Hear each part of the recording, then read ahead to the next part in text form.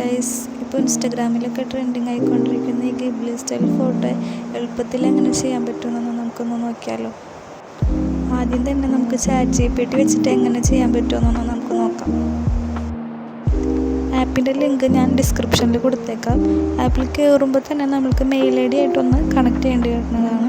ഞാൻ ആ ഭാഗമൊന്നുകൂടെ സ്കിപ്പ് ചെയ്തിട്ടുണ്ട്. എന്നിട്ട് ഈ കാണുന്ന പ്ലസ് ബട്ടണിൽ ക്ലിക്ക് ചെയ്തിട്ട് ഏത് ഫോട്ടോയാണോ നമ്മൾക്ക് ഇങ്ങനെ ചെയ്തെടുക്കേണ്ടതെന്ന് നോക്കിയിട്ട് അത് അപ്ലോഡ് ചെയ്തിട്ട് കറക്റ്റായിട്ടുള്ളൊരു പ്രോംപ്റ്റ് ടൈപ്പ് ചെയ്ത് കൊടുക്കണം. ഞാനിവിടെ ടൈപ്പ് ചെയ്ത് കൊടുത്തിരിക്കുന്ന പോലെ ടൈപ്പ് ചെയ്ത് കൊടുത്താൽ മതി. This image convert into studio Ghibli സ്റ്റൈലിനാണ് ഞാനിവിടെ കൊടുത്തിട്ടുള്ളത്. അതുപോലെ തന്നെ നിങ്ങൾ ചെയ്ത് കൊടുത്താൽ മതി. കുറച്ച് ടൈം എടുക്കും, നല്ല ടൈം എടുത്തിട്ടുള്ളൊരു പ്രോസസ്സ് തന്നെയാണിത്. ബാക്ക് അടിച്ച് പോകാനൊന്നും സ്കിപ്പ് ചെയ്യാനൊന്നും പാടില്ല. ഇപ്പോൾ ഇതാണ് എൻ്റെ ഒരു ഔട്ട്പുട്ട് വന്നിരിക്കുന്നത്. ഇനി ഇത് തന്നെ നമുക്ക് വേറൊരു ആപ്പ് ഉപയോഗിച്ചിട്ട് എങ്ങനെയാണ് ചെയ്യണമെന്നൊന്ന് നോക്കാം. ഗ്രോക്ക് എന്ന് പറഞ്ഞിട്ടുള്ള ആപ്പാണ് ഞാനിവിടെ രണ്ടാമതായിട്ട് ഉപയോഗിച്ചിരിക്കുന്നത്. GROK. അതും പ്ലേ സ്റ്റോറിലും ആപ്പ് സ്റ്റോറിലൊക്കെ അവൈലബിൾ ആണ്.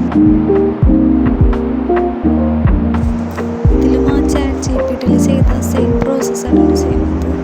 എന്നിട്ട് ഇതുപോലെ നമ്മൾക്കത് ഗാലറിയിലേക്ക് സേവ് ചെയ്യാൻ പറ്റും.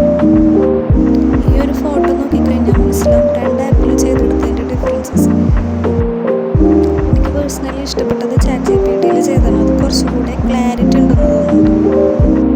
പിന്നെ ഇതിലൊക്കെ ചെയ്യുമ്പോൾ കുറച്ച് ലിമിറ്റേഷൻസ് ഒക്കെ ഉണ്ട്. ഞാനിവിടെ ചെയ്തപ്പോൾ കുറേ അബദ്ധങ്ങളൊക്കെ പറ്റി. ഞാനത് കാണിച്ചു തരാം. പ്രോംപ്റ്റ് ടൈപ്പ് ചെയ്ത് കൊടുക്കുമ്പോൾ അത് കറക്റ്റായിട്ട് തന്നെ ടൈപ്പ് ചെയ്ത് കൊടുക്കാൻ ശ്രദ്ധിക്കണം. ആദ്യം ചെയ്തിട്ട് ശരിയായില്ലെങ്കിൽ കുറച്ച് ടൈം കഴിഞ്ഞിട്ട് ചെയ്ത് നോക്കണം. 3-4 ഫോട്ടോസൊക്കെ ചെയ്യാൻ പറ്റുള്ളൂ എന്ന് തോന്നുന്നു അതിൽ.